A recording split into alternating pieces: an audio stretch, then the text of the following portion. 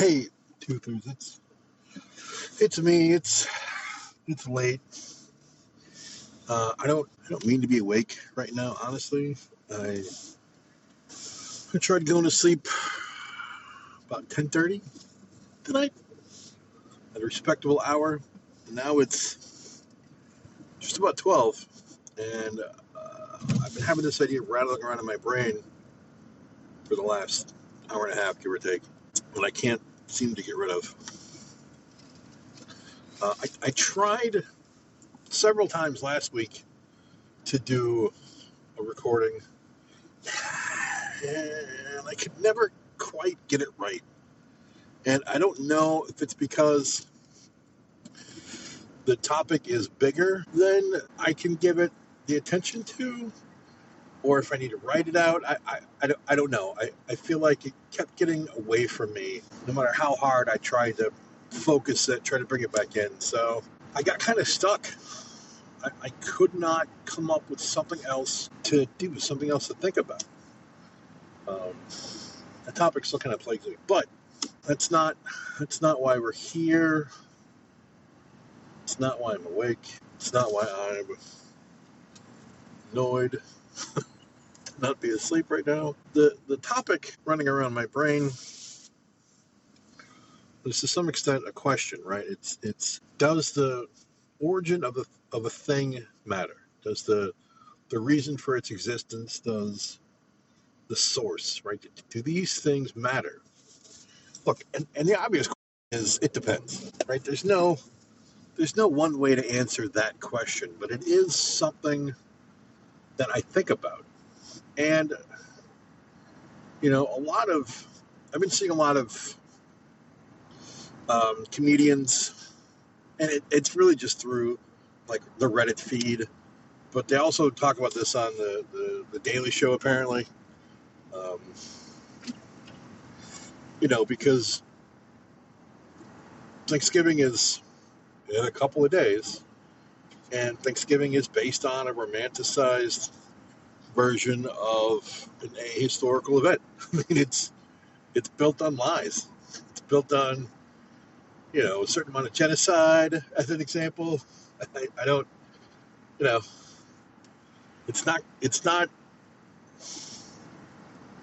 didn't start out great, right? It didn't come from an altruistic, hippie place, right? The reality is just more grim. Is that sound messed up, or am I falling asleep at the wheel?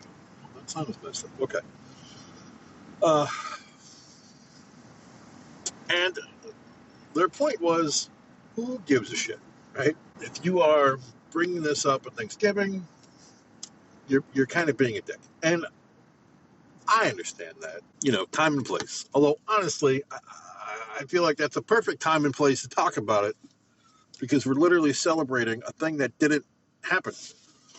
But I'm not going to do that. I won't do that. I think part of getting stuff out here, it may help me to not bring it up in other places sometimes, depending on, of course, the topic.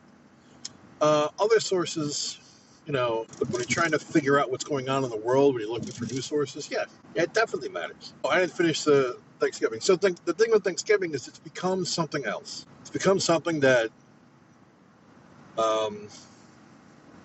the people who are privileged enough to not have the horrors in their lineage are able to celebrate it, because it's a family gathering. It's meant to evoke people putting aside their issues. Well, actually, I'm sorry. It is comically used to fight each other. Right? There's always that one drunk uncle or an older relative that's going to say something that's going to upset everybody. And do I want to go? No, I'm going to go this way. But like your heart's in the right place, I guess is the idea. And the same with Christmas, to a pretty humorous extent, at least for my part, because of all the people that are like, oh, keep the Christ in Christmas. I remember when I was in church, and they shortened it to Xmas for like advertisements and whatnot, because frankly, it's a lot shorter, and people in the church got super pissed. But this is an attack on Christmas. Keep Christ in Christmas. Like, not for nothing, the shape of the cross was probably more likely an X than a T. So technically, it still applies. And I may be wrong about the XT thing, but that was another thing that I was taught in the church. I thought a lot of that was pretty funny. Um, the constant victimization that I saw and heard growing up was comical. I'm using that facetiously. But again, right, Christmas started out as a pagan holiday. You know, fir trees or pine trees aren't real popular on the hill they call the Skull, right? It's not. They're not putting gifts down or decorations at Golgotha, unless you count the people they're crucifying as decorations, I guess. It's such a cavalcade of ideas thrown together, and again, it's become. Look, in the United States, it's largely capitalistic. It's really about buying each other gifts. But at the heart of what it's, I don't know, supposed to mean, you know, time of giving, it's a time of coming together. It's a time when people who are able to and who want to come together with those other people that they care about or that they're related to. The two may not be the same.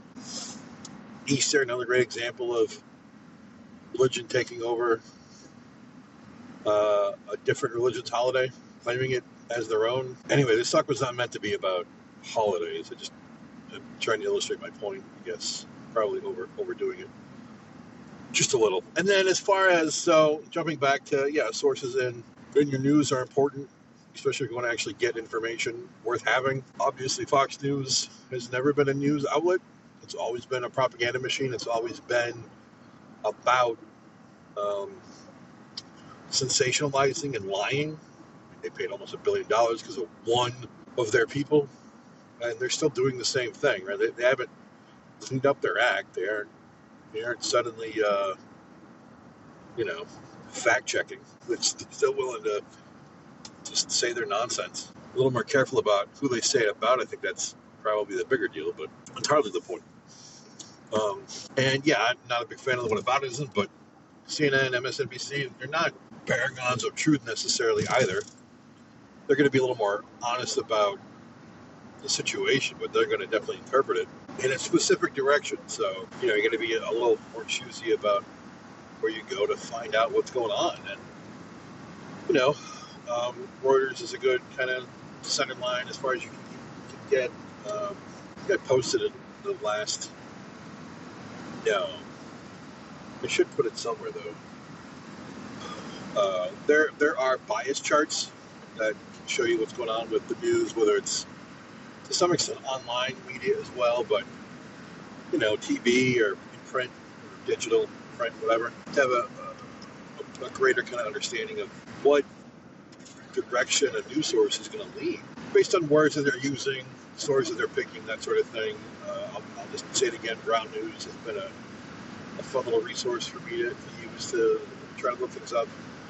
There are a lot of stories that I don't think regular people would look up, but they are very good at delineating what's leaning more to the left or more to the right. Just it's an informative platform to get a better, more clarity on, news sources, whatever, to get a better understanding of what it is that you're dealing with.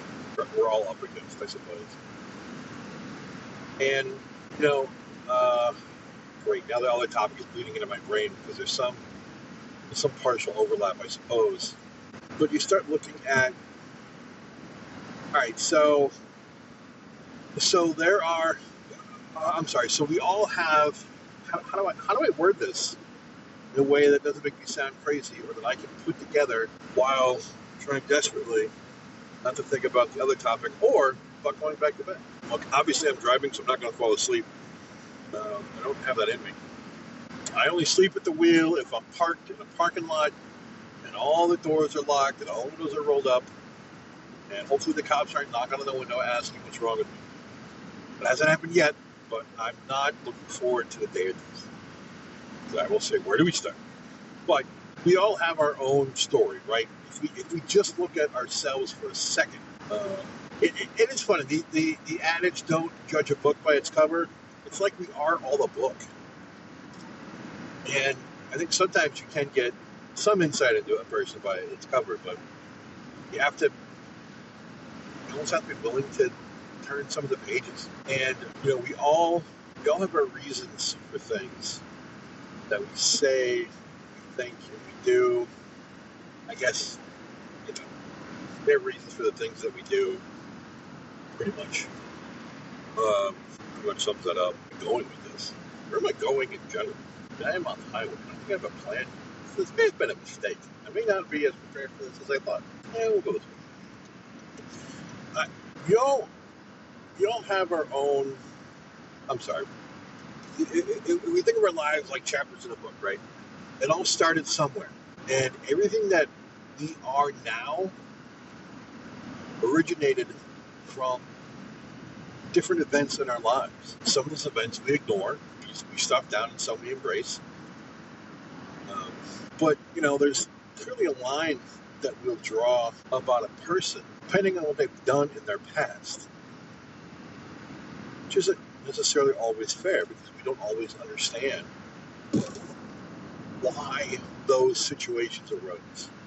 And I don't want to go down the road necessarily of trying to compare individual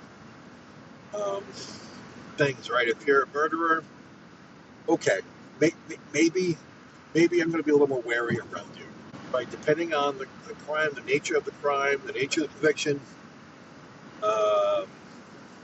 and the reality, right? Yeah, I may have concerns, but at the same time, people can change. They are capable. Maybe not all people, right? I don't want to use too broad a brush on this one. So there's some things I haven't changed about myself for decades. So I don't want to pretend like it's easy to do, but your situation, your circumstances led you down a path that brought about a darkness that you've been subsequently fighting. Yeah, I mean, it's, that's helpful. Look, I know some of you are aware that I tend to find, potentially unnecessarily, but I find like a darker side to the heroes, because it's just not, it's really hard to find anybody to really look up to all the time. Like, Nelson Mandela comes up a lot. And the thing that I don't know that people really remember, or maybe they don't care about, he did not start out as a guy who should be winning the Nobel Peace Prize. He wanted violence. He planned for violence. I don't remember which part. I don't remember how far he got in his plans, right? Because I think he got stopped a little earlier than, say, like a Fidel Castro, Che Guevara kind of thing. Right? I don't remember how much he got to carry out before he got arrested and thrown in prison for, close to 30 years. And he came out as a person with a different, I feel like the same vision, but a different way to do it. Does that absolve him of the things that he wanted to do when he was younger? To some extent, it's a matter of opinion. I'd like to think that maybe, right?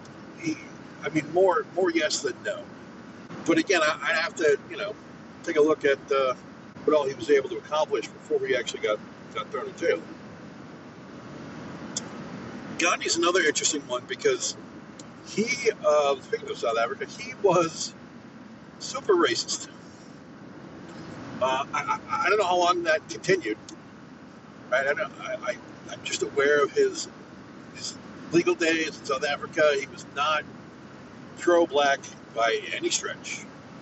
And as he got older and became more the person that we, kind of laud for his civil disobedience, he also liked to sleep nude with underage girls, not touch them. The whole point was about showing his restraint. Why do they have to be under? They weren't. I think they were still teenagers, but they weren't legal in that sense. but just try to prove that he could do it. I don't, you know, so something kind of screwy about that. It's a weird way to try to prove a point, at the very least. That's also my understanding. I hate when I get into a situation where it's like, this is like known for a while, but I feel like I need to look this up again. Just because maybe I'm missing something. So I will try to look that up. It's going to be a weird thing to put in the description, potentially. No, Gandhi didn't sleep with underage girls. Like, that's going to be a weird way to post this to various social media outlets. But we'll see. We'll see what I come up with. At any rate, right, it's about understanding that people will have flaws. Now, do I think that his sleeping naked with underage girls outweighs the good that he did for his country? I mean, I feel like on balance, I mean, that's a tough one, right? He did a lot for India, but he also did some weird shit. And I feel like the word shit is a problem. And I feel like the word shit is something that we need to be able to talk about. We need to be able to understand that, hey, listen, this person we look up to, also kind of weird. Also definitely had something going on in his brain that he should not endorse. Do I think all the work that he did should get done because of that? No, I don't think that. But I don't think he should be pedestaled that high. That's tough because I think it's still kind of in the eye of the beholder as far as how much they did and what their legacy is going to be. And the legacy is not going to be the other thing. It's going to be what he did for his country. It's important that we understand aren't necessarily all that in a bag of chips. I'm going with that. So am I overthinking all of this, right? Am I delving too unnecessarily deep? I have been told yes. I definitely am. And I've also been told, no, keep going. Keep digging, right? So, again, right, where is there a line worth drawing? It depends. It depends. Another weird example, right? Another example, my old man hates the way people use the word weird to mean things that are not weird because it's kind of original intention, or his original understanding of its intention, is about like Lovecraftian horror kind of things, right? Ghosts, cosmic horror, things like that. And what's a stop sign? And he gets bent out of shape. He still does. I brought up my mother, and he still does that, which I thought was pretty comical and a little silly. And I get it, but language evolves. We're stuck with that sometimes. And etymology is a thing for a reason, because language evolves. It changes, it grows, it adapts, it bolts on from other things. Do we only care about its original meaning? Do we only care about that? And that's the thing that keeps running through my brain. Is it definitely depends. And there's no real solid formula that I could surmise, right, to try to clarify that, to try to come up with a way to make that simpler. Because it does depend. It is all about the subject matter. It is all about what it is we're kind of dealing with at the moment. Look, Planned Parenthood was started by Margaret Sanger. She was racist, at least. I'm sure she was at least racist. I can't remember if she was a Nazi sympathizer. She was just like, Planned Parenthood is to prevent black people from making more black people. And that shows up in arguments with the pro-birth crowd. And it's like, yeah, all right. She had a good idea for a terrible reason. Context, intent. Yeah, I mean, I get it. However, there's still this goes back to something else. And look, this goes back to something kind of stupid. But the whole thing with Trump wanting to be associated with a good quote, not the greatest way to kind of handle that situation. There are other ways to do it. But like my thing with Sadat, where I didn't know at the time, I didn't really understand that he was not cool. He was a bad dude. And maybe quoting him, probably not a great idea. He may have said some interesting things out of context, but that's not, it's not a hill I'm willing to die on.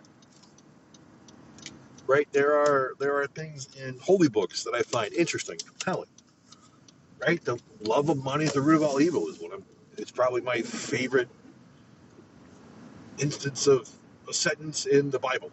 I'm sure there are others I would also find just as interesting or compelling, but that one seems pretty standard. I mean, that one's been true forever. Forever. It's one of those tautologies. I mean, it's definitely a truism that we cannot argue.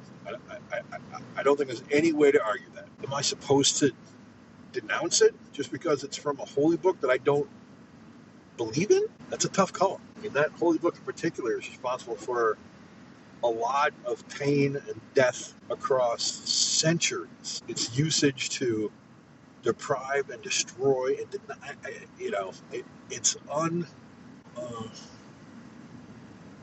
it's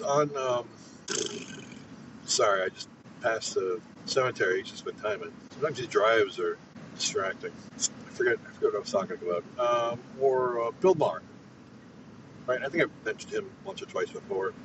Bill Maher is, in my opinion, a piece of shit. I've never understood how anybody ever thought he was funny. He's never been funny. He's always been an obnoxious prick to me. And he can make some good points. He can get interesting people to come and talk on his shows, his various shows. But I'm not going to spend a lot of time trying to hear him out.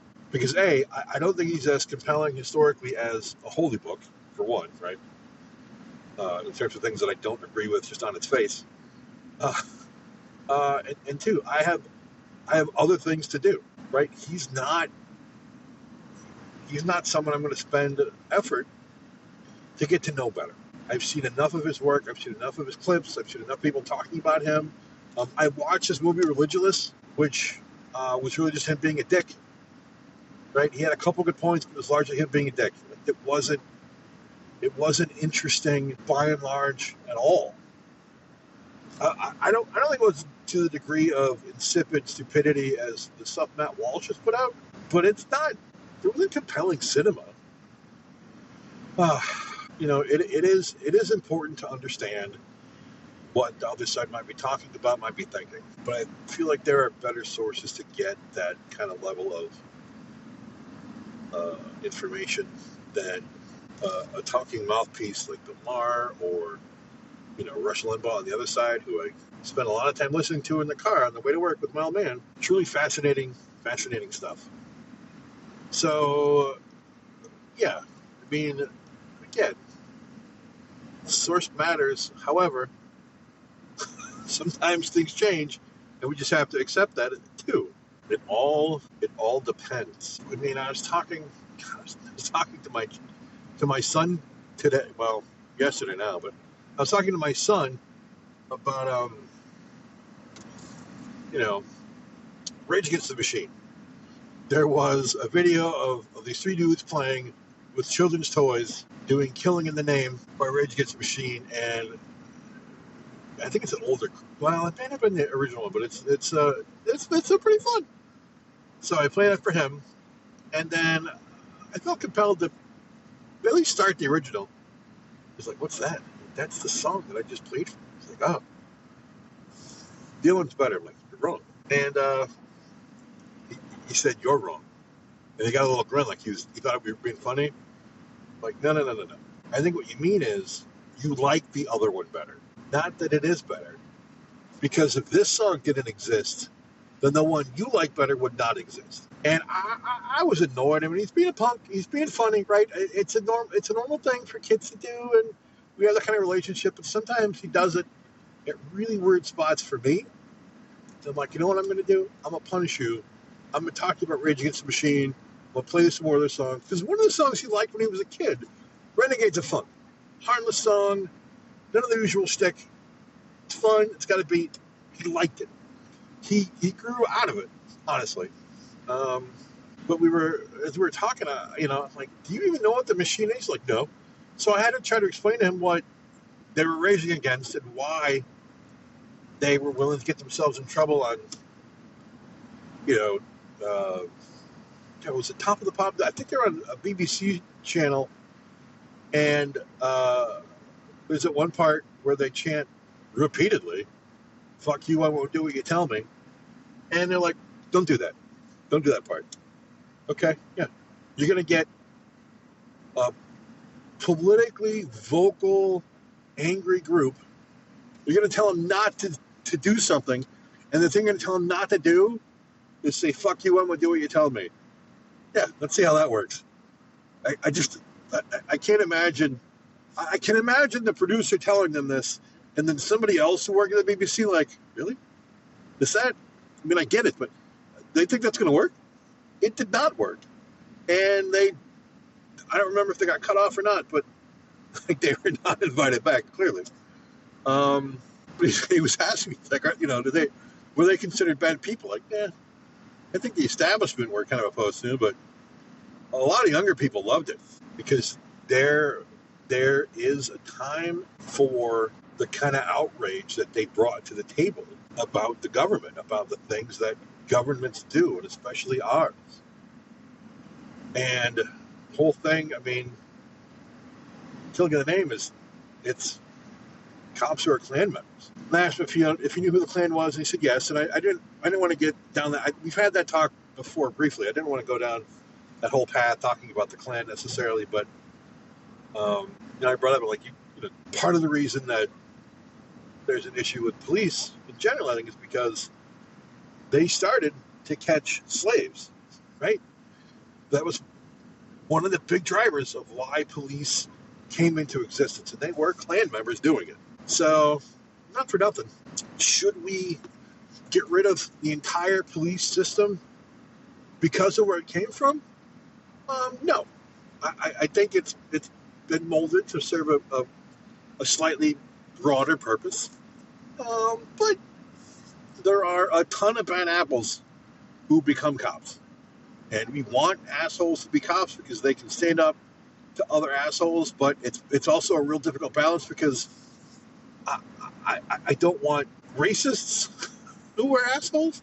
I don't want people with guns who are willing to shoot other people in the back necessarily to have that job. I think it's I don't think that's cool. That's a really long beard here. Let's pull that. Oh, it fell right out. It's like Planned Parenthood. It's actually, you might actually serve a purpose. I don't like where you came from, but I think think of like a person, right? I may not like your mother, but you might be great. I think a lot of it depends on the actions, the activities, the things that a person or organization does and says. I think we have to be honest about what those things are and what lines we are not excited about. What lines get crossed that we find troublesome. And for some of these, we have to be real on top of it. Governments especially, I'm hearing from people on the ground, let's say, calling into shows that I watch that I like, that it's back to local government. It's back to fighting at the local level. Writing senators, writing congresspeople, and then writing people within your own state, governors and representatives at that level. It's the kind of more bottom-up approach than top-down. I know that these GOPers have this weird sense like, well, there's a mandate. The mandate is they want their eggs to be cheaper, right? The mandate for some of the maggots are racist, hateful rhetoric, but not for nothing. There's no policy. There was no policy presented. So, and as far as like Trump goes, yeah, you should doubt everything that man says. He has been a proven liar tens of thousands of times during his first run, during his first seat as in the Oval Office there. What the hell? What do they call it? Tenure? His first attempt at presidency? He's a horrible, awful being.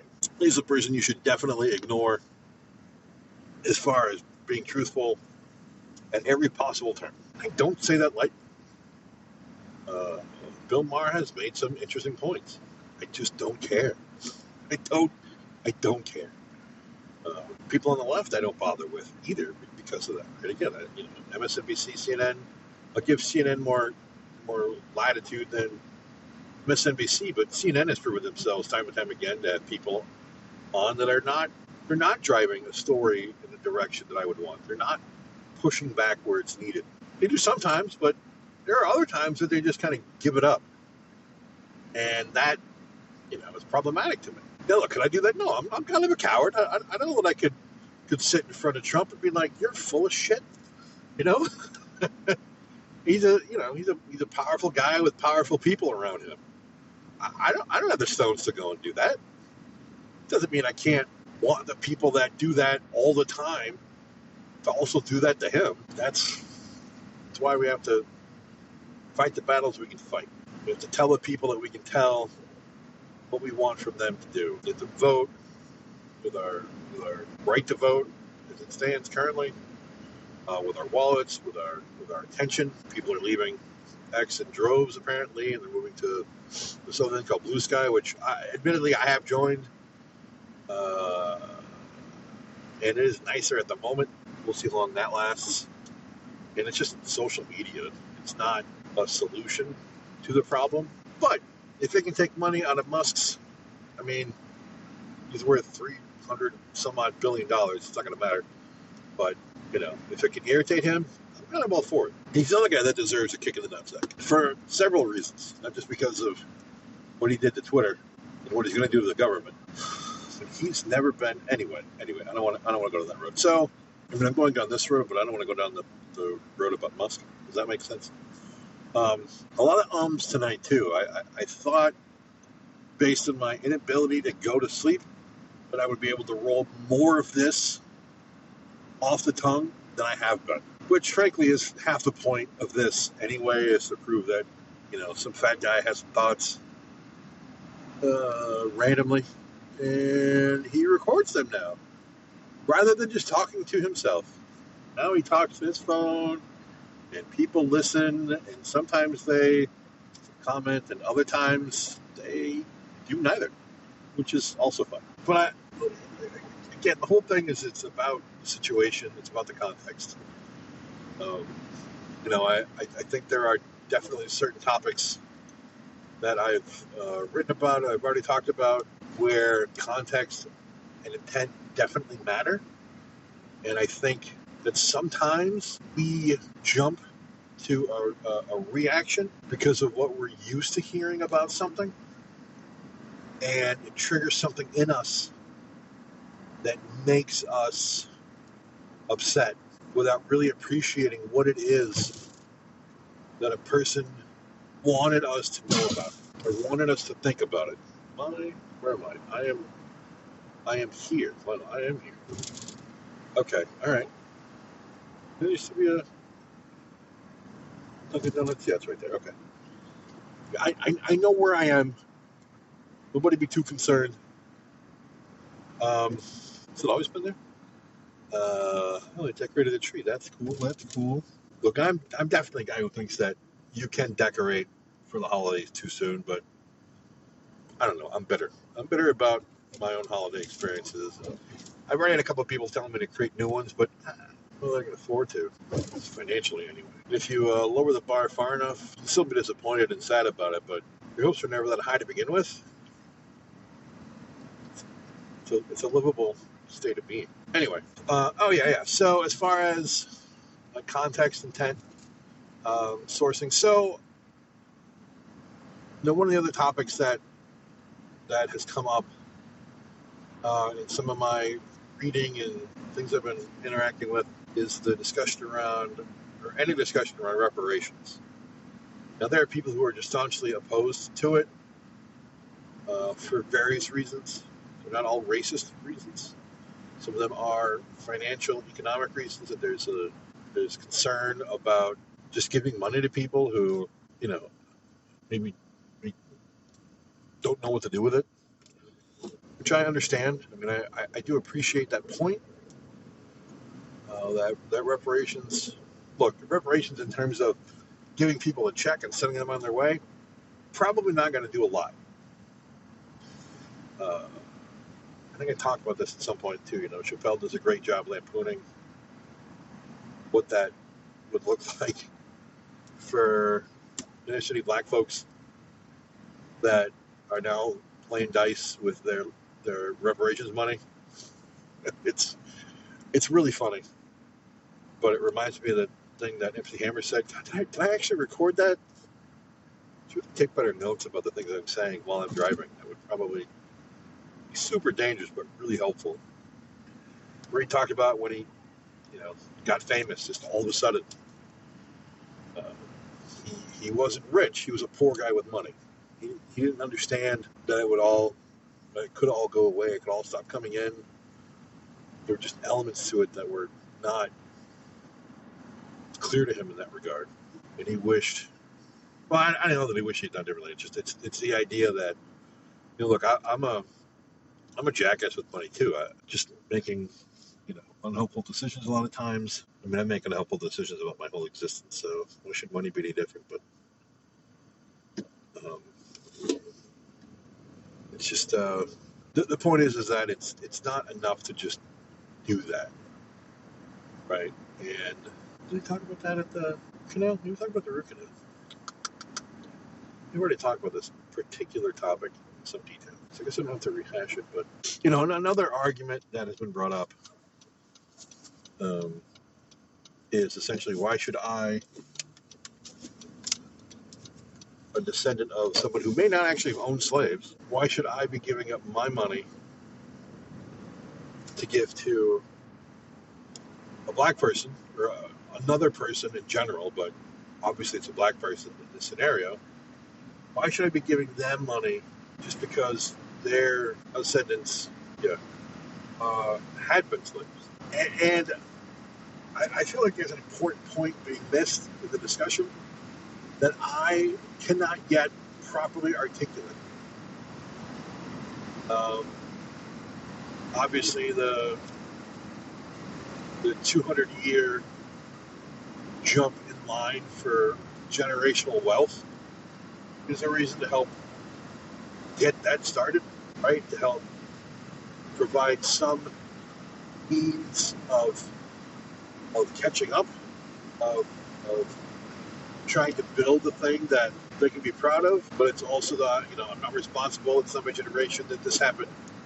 It's been 100-ish years, right, since the Emancipation Proclamation, 1865. It's been 180 years. My math off? 60 years. What year do I think it is? Yeah, it's been a century and a half since that happened. Okay, cool. It's still only a couple of people, right? That's a couple of generations ago. It's not in the distant past. It's not like we're claiming to have some access to land because the Holy Book says that we do, several thousand years ago. That's not a deed. I mean, I understand some of what the argument is, but I also don't feel like there's a real appreciation for what that has done to an entire group of people. And usual, well, what about so-and-so who did this? And what about so-and-so who did that? Cool. Those are outliers. Those are statistical outliers. I know that shows it's not impossible, but at the same time, it's statistically wildly unlikely. And yeah, I do definitely, I don't give people a lot of slack if they've lived a decent existence, if their parents were together, if they came from some amount of money, no matter how hard a relative worked to get it, no matter how little they started with and what they were able to make happen. Economic structures are vastly different today than they were then, which is not the only reason to look at this, but it is a fair one, I think. A lot of it comes back to what opportunities were available and what some people are able to do. And, I know people that they would want to give a hand up, not a handout. So I appreciate in that sense that, you still have to kind of earn, you still have to show some level of initiative, ambition, whatever. I understand that. I'm not necessarily suggesting just hand people cash and be like, good luck. But I also think that there are systemic changes that have to be made in order to fix how that situation affected generations of people. And I'm also trying to understand, I think, just politically where I might actually stand, which isn't totally what I'm here to talk about, I guess. I'm just kind of rambling at the moment, but, again, something that goes back to the source, right? I mean, who are the people that I want to learn certain ideas from? Who are the people that I want to try to learn from and exhibit behavior in my own existence? Because I keep running into people that I've looked up to, that I thought highly of, that I'm like, I can't do that now. I almost have to apologize to people for acknowledging I knew them. I mean, you've heard it. I've done it a couple times already with like Sam Harris.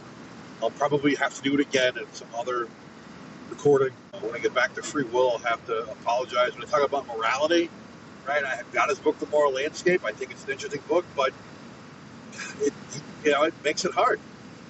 It makes it difficult to know what it's coming out of.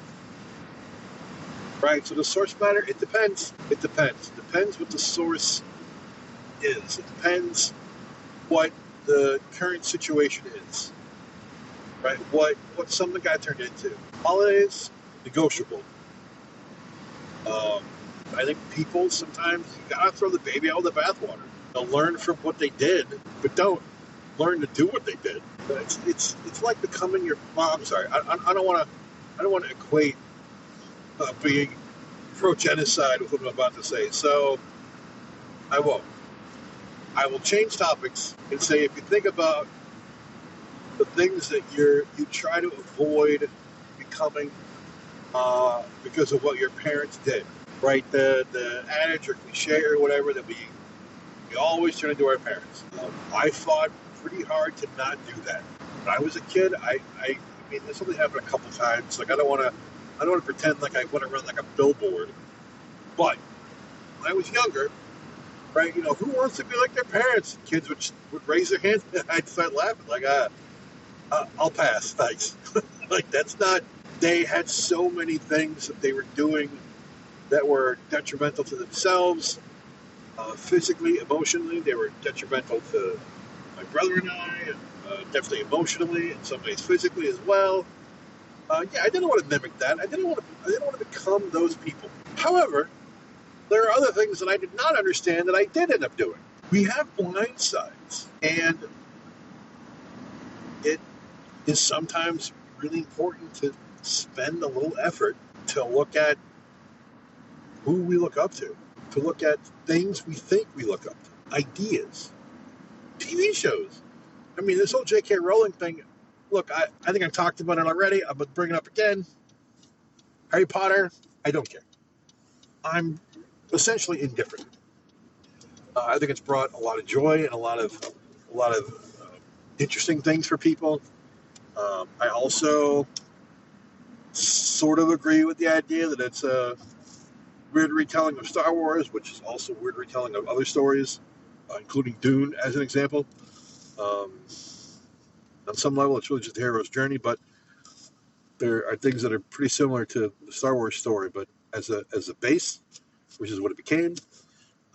But, then who J.K. Rowling is as a person. She's not nice. She is in some respects, but only if you're not trans or Jewish, apparently. She's got some pretty hateful ideas, and I don't think she's somebody that people should look up to. I don't think that should undo the good that came out of the books she wrote, the movies that were put together, which she had a lot of input on. I don't think we should burn those, but I think in context, it's worth considering. My kids are barely interested in it anyway. I'm not going to push the movies on them, even though I own all of them because I thought they would like them. They don't, and I'm not going to make them. I'm not going to put a lot of effort into it. I will show my son Deadpool before I show him Harry Potter, which, incidentally, I've already done. I skipped over a lot of the nasty parts, but he liked Deadpool and Wolverine. That was pretty fun. He likes monsters too, so we'll probably watch Alien at some point. I mean, he's watched Aliens anyway, but the point is, did I have a point? Was it a point worth having? That's the question. You know what's weird about all of this? I do this stuff sober. Like I don't drink. Makes me sick. I don't do drugs. A, I can't afford it. B, the stuff that I would want to do, I should not do while I'm driving, and it should be under careful supervision because honestly, yeah, it just, yeah, you gotta, yeah. Let's pretend I didn't bring any of that up. I mean, I could delete it, but I probably won't. You know, like the people that listen to me, right? All of you out there that take the time to pay attention to these ramblings, to pay attention to this idea that I know something. I'm a good springboard. I'm a good place to start. And I try not to get too detailed. I mean, some of the people I listen to and the books I read, they're pretty detailed. And sometimes it's hard to put all that together, but I think it's important. Sometimes I think it's important to get it at a higher level, but it is important to do the research, I think. And I try to do what I can to at least get a cursory amount of research. Like I have other things that I have to do in my actual real life, and I don't have a research team,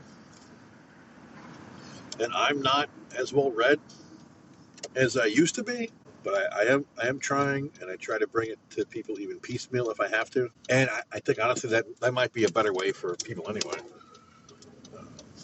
Not like a seminar or lecture format. I mean, obviously I don't want to get too dry where I'm just reading the book. I'm pretty sure I can't legally do that anyway. I think I have to ask permission to potentially do that. But the books I'm reading, no one's going to want to hear that verbatim. The Flag and the Cross, the book that I'm desperately trying to figure out how to communicate out to people, it's a book about statistics. It's a book about surveying people and where responses to questions fit on various charts over various time frames, and the implications of what that means. It's dry. It's not a chemical engineering textbook, but it may as well be for a lot of people. It's not, it's not. You curl up with a good book. These are the books I'm reading. Just where I'm at. Doesn't make me smarter or better than other people. My level of interest in correcting systemic racism and systemic classism and casteism doesn't make me better than other people. I think it does in certain respects, but again, on balance, if we were to look at how I live my life and how I operate as a human being versus how other people that I disagree with vehemently, how they operate as a human being, there's a pretty good chance that if the shit hit the fan, I would be at their house. I can barely operate as an adult. I don't know how I operated as a child, to be honest with you, but I have not gotten any better about it as an adult. And I know people who would not want to listen to these. They're not that interested in the, not just my in-depth thoughts, but just kind of the level of detail that I'm willing to go to. That's, I don't care enough. And that's fine. Right? I think that the people that get too high on themselves forget that when you're good at a couple of things, you're not good at other things. You just aren't. We can't do all of it. Our mortal physical brains are not capable of doing all of it. I think it's a True Detective quote from the first season. Right? It's tough to be good at multiple things, so pick one thing and run with it. And that's not the exact quote, but it's the gist of it as far as I can remember. I think it's the Pessimistic Palate Cleanser. I think that's the blog post that may have that in there. God, I don't even think I finished all of his quotes either. Oh, I'm so far behind. The one that I just posted about inclusive language, I started literally 11 months ago. I guess 10 months ago. It was the end of January. It's in November, so yeah, 10 Yeah, 10 months ago. Finally finished it. And finished is not exactly correct because there's still some topics where I was like, oh, there's no way. I can't go through all of this. Because I think they deserve their own place, their own chunk of topic that I could not devote at that point in time. I missed my turn thinking I had something more to say, and I don't think I have more to say.